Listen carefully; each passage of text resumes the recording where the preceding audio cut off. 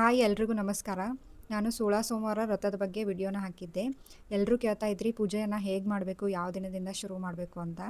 ಈ ವಿಡಿಯೋದಲ್ಲಿ ನಾನು ಸಂಪೂರ್ಣವಾಗಿ ಹೇಳ್ತೀನಿ. ವ್ರತವನ್ನು ಶುರು ಮಾಡೋರು ಸ್ನಾನ ಮಾಡಿ ಮಡಿ ಬಟ್ಟೆ ಉಟ್ಕೊಂಡು ಹುತ್ತದ ಪೂಜೆಯನ್ನು ಮಾಡಿ ನಂತರ ಹುತ್ತದ ಮಣ್ಣನ್ನು ತರಬೇಕು. ಹುತ್ತದ ಮಣ್ಣನ್ನು ನೀವು ಪೂಜೆ ದಿನ ಕೂಡ ತರ್ಬೋದು ಅಥವಾ ಅದ್ರ ಹಿಂದಿನ ದಿನ ತಂದಿಟ್ಕೊಂಡ್ರೂ ನಡೆಯುತ್ತೆ. ಹಿಂದಿನ ದಿನ ನೀವೇನಾದರೂ ಮಣ್ಣನ್ನು ತಂದರೆ ಯಾರೂ ಕೂಡ ಮುಟ್ಟದ ಜಾಗದಲ್ಲಿ ನೀವು ಅದನ್ನು ಇಡಬೇಕಾಗುತ್ತೆ. ಅಧಿಕ ಮಾಸದಲ್ಲಿ ಬರುವಂತಹ 1ನೇ ಸೋಮವಾರದಿಂದ ನೀವು ಈ ವ್ರತವನ್ನು ಶುರು ಮಾಡಬೇಕು. ಹಾಗೆ ವ್ರತ ಮಾಡುವವರು ಯಾವುದೇ ರೀತಿ ಉಪ್ಪು ಖಾರ ಆಗಲಿ ಏನನ್ನೂ ಕೂಡ ಮುಟ್ಟಬಾರದು. ಪೂಜೆಯನ್ನು ಸ್ಟಾರ್ಟ್ ಮಾಡೋದಕ್ಕಿಂತ ಮೊದಲು ಗೋಮೂತ್ರವನ್ನು ಎಲ್ಲ ಕಡೆ ಸಿಂಪಡಿಸಿ ಶುದ್ಧಿ ಮಾಡಿಕೊಂಡು ಆಮೇಲೆ ಪೂಜೆಯನ್ನು ಪ್ರಾರಂಭ ಮಾಡಬೇಕು. ಫಸ್ಟಿಗೆ ನೀವು ಗಣೇಶನನ್ನು ಪೂಜೆ ಮಾಡಬೇಕು, ಯಾವುದೇ ರೀತಿ ವಿಘ್ನ ಬರದ ಹಾಗೆ ಕಾಪಾಡು ಅಂತ.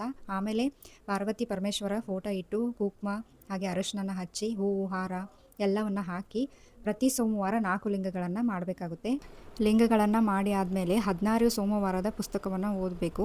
ಅದರಲ್ಲಿರುವ 5 ಕಥೆಯನ್ನು ಓದಿ ಹಾಗೆ ನಾಮಾವಳಿಯನ್ನು ಹೇಳುತ್ತಾ 108 ಸಲ ಬಿಲ್ವಪತ್ರೆಯನ್ನು ಶಿವನ ಮೇಲೆ ಏರಿಸಬೇಕು. ಇದೆಲ್ಲ ಆದಮೇಲೆ ಕರ್ಪೂರ ದೀಪ ಧೂಪ ಎಲ್ಲವನ್ನು ಬೆಳಗಿ ಪೂಜೆ ಆದ ನಂತರ ನೀವು ನೈವೇದ್ಯವನ್ನು ಹಿಡಿಬೇಕು. ಅದರಲ್ಲಿ 3 ಭಾಗ ಮಾಡಬೇಕು. ಒಂದು ಆಕಳಿಗೆ, ಒಂದು ವ್ರತ ಮಾಡಿದವರಿಗೆ, ಇನ್ನೊಂದು ಕತೆ ಕೇಳುವವರಿಗೆ ಪ್ರಸಾದವನ್ನು ನೀಡಬೇಕು.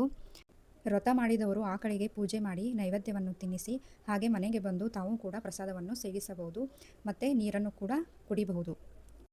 ಮರುದಿನ ಬೆಳಗ್ಗೆ ಸ್ನಾನ ಮಾಡಿ ಮಡಿ ಬಟ್ಟೆ ಉಟ್ಟು ದೇವರ ಮುಂದೆ ದೀಪ ಹಚ್ಚಿ ದೇವರಿಗೆ ಮೊಸರನ್ನನ ನೈವೇದ್ಯ ಮಾಡಬೇಕು.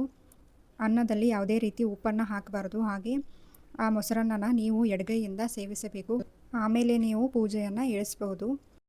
ಪೂಜೆ ಮಾಡಿದ ಲಿಂಗಗಳನ್ನು ನೀವು ಅವತ್ತೇ ಅದೇ ವಾರನೇ ವಿಸರ್ಜನೆ ಮಾಡ್ತೀನಿ ಅಂದರೆ ಹಾಗೂ ಮಾಡ್ಬೋದು, ಇಲ್ಲ ಎಲ್ಲ ಒಟ್ಟಿಗೆ ಮಾಡ್ತೀವಿ ಅಂದರೆ ಹಾಗೂ ಮಾಡ್ಬೋದು. ಆದರೆ ಯಾವುದೇ ರೀತಿಯ ಲಿಂಗಗಳಿಗೆ ಧಕ್ಕೆ ಬರಬಾರದು. ಹಾಗೆ ಯಾರೂ ಮುಟ್ಟದ ಜಾಗದಲ್ಲಿ ನೀವು ಅದನ್ನು ಇಡಬೇಕಾಗುತ್ತೆ. 3 ಸೋಮವಾರ ಇದೇ ರೀತಿ ಪೂಜೆ ಮಾಡಿ, ಆದರೆ 4ನೇ ಸೋಮವಾರ 5 ಲಿಂಗಗಳನ್ನು ಮಾಡಬೇಕು. ಈ ರೀತಿ ಸೇಮ್ ಆಗಿ ಪೂಜೆ ಮಾಡಿ 4ನೇ ಸೋಮವಾರ ಇಬ್ಬರು ದಂಪತಿಗಳನ್ನು ಕರೆದು ಅವರಿಗೆ ಉಡಿಯನ್ನು ತುಂಬಬೇಕು. ಅಂದರೆ ಕ್ಯಾವೆಲೆ ಟೊಪ್ಪಗಿ ಮತ್ತು ಬ್ಲೌಸ್ ಪೀಸನ್ನು ಕೊಟ್ಟು ಉಡಿ ತುಂಬಬೇಕು. ನಿಮ್ಮ ಕೈಲಾದಷ್ಟು ನೀವು ಏನನ್ನಾದರೂ ಕೊಡಬಹುದು. ಅಂದರೆ ಹಿತ್ತಾಳೆಯ ಕುಂಕುಮ ಅರಿಶಿನ ಬಟ್ಟಲು ಅಥವಾ ಬೆಳ್ಳಿ ಕಾಲುಂಗರ, ಅವರವರ ಅನುಕೂಲಕ್ಕೆ ತಕ್ಕಂತೆ ಶಿವಪಾರ್ವತಿಯ ಫೋಟೋವನ್ನು ಕೂಡ ಕೊಡಬಹುದು.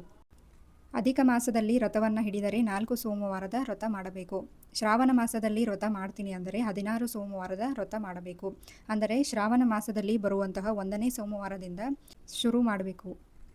ನೀವು ಶ್ರಾವಣ ಮಾಸದಲ್ಲಿ ಪೂಜೆಯನ್ನು ಶುರು ಮಾಡ್ತೀನಿ ಅಂದರೆ ಪ್ರತಿ ಸೋಮವಾರ 1 ಲಿಂಗವನ್ನು ಮಾಡಬೇಕು. ಈ ರೀತಿ 16 ಸೋಮವಾರವನ್ನು ಮಾಡಬೇಕಾಗುತ್ತೆ. ಪೂಜೆಯನ್ನು ಸೇಮ್ ಯಾವ ರೀತಿಗೆ ತಿಳಿಸ್ಕೊಟ್ಟಿದ್ದೀನಲ್ಲ ಸೇಮ್ ಇದೇ ರೀತಿ ಮಾಡಬೇಕು. ಆದರೆ 16 ಸೋಮವಾರ ಒಂದೊಂದು ಲಿಂಗವನ್ನು ಮಾಡಿ 17ನೇ ಸೋಮವಾರ ಮತ್ತೊಂದು ಲಿಂಗವನ್ನು ಮಾಡಿ ಪೂಜೆಯನ್ನು ಮುಗಿಸಬೇಕು. ಅಧಿಕ ಮಾಸದಲ್ಲಿ ಪೂಜೆಯನ್ನು ಹಿಡಿದವರು ಅಧಿಕ ಮಾಸ ಬಂದಾಗ ಇದೇ ರೀತಿ ಪೂಜೆ ಮಾಡಿ, ಅಂದರೆ 3 ವರ್ಷ ಅಧಿಕ ಮಾಸದಲ್ಲಿ ಇದೇ ರೀತಿ ಪೂಜೆಯನ್ನು ಮಾಡಬೇಕು.